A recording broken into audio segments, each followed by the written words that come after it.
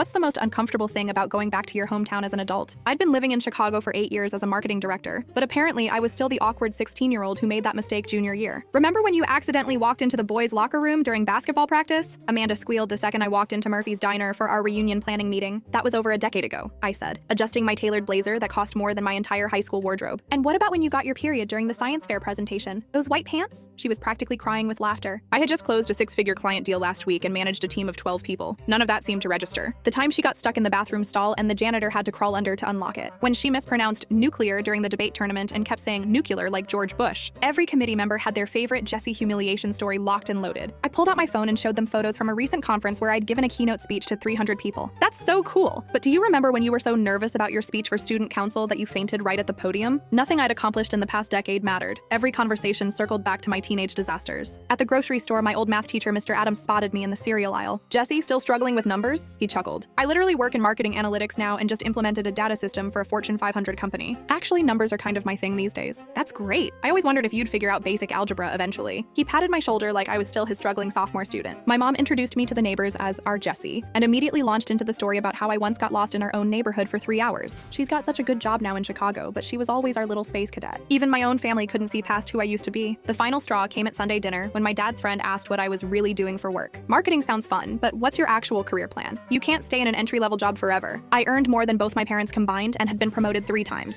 "This is my career. I'm actually doing pretty well." "Sure, but what about when you want to settle down and have a real job?" I realized that in their minds, I'd always be the girl who cried when she didn't make varsity soccer and needed help parallel parking. My accomplishments didn't fit their mental image of me, so they just ignored them completely. I cut my visit short and drove back to Chicago that night. In my apartment, surrounded by my awards and professional achievements, I finally felt like myself again. Sometimes your new home is home for a reason.